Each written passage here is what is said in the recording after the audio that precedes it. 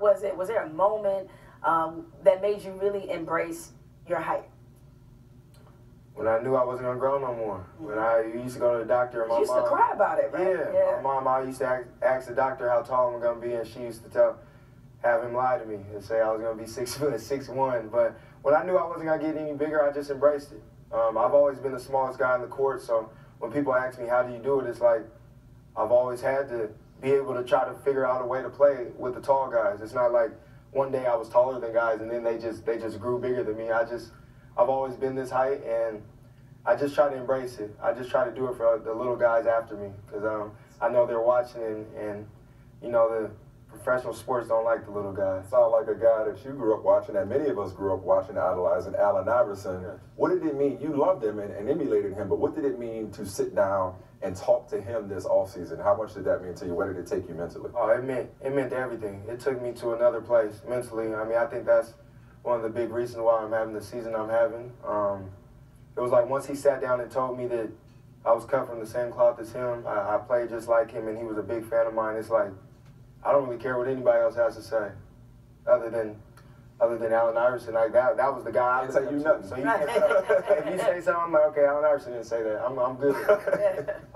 It's good to have mentors like that, and somebody I used to look up to be a fan of mine. So that's what it's about. Yeah, that's what's up. And right. As I mentioned, you're named after one of my favorite players growing up, being from Detroit, and Isaiah Thomas. And he certainly got a lot of slights because he was little and he had to show him up. On a personal note, man, I love your bio on social media. Proud father.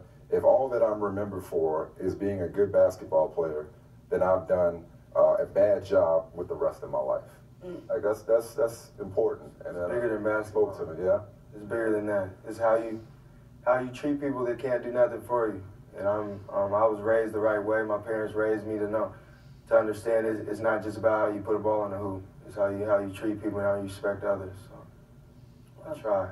All right. What's your favorite? We were disappointed. First of all, tomorrow is this man's birthday. Oh, that's right. This day we're gonna get Happy early birthday. Happy early birthday. Gotten a 2.5-hour car ride to come and visit us on the 6th. So we always got love for IT now. We appreciate you honoring us here. But we were disappointed you didn't bring your sons with you, man. They would have been jumping. They would have been playing with these baseballs. That's cool. Jumping They all could have over took here. it with them. Yeah. Maybe next time. Maybe if I come next time. We did just get all this new stuff. Exactly. It's night. They would have tore all this up. Break it, you pay for it.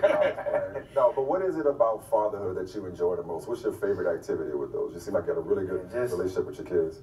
Just being able to sit back and play with them. Like I can have a bad game and I come home and they just make my day. I think that's the biggest thing. Like, no matter what I'm going through in life, I can come home and they just make me smile.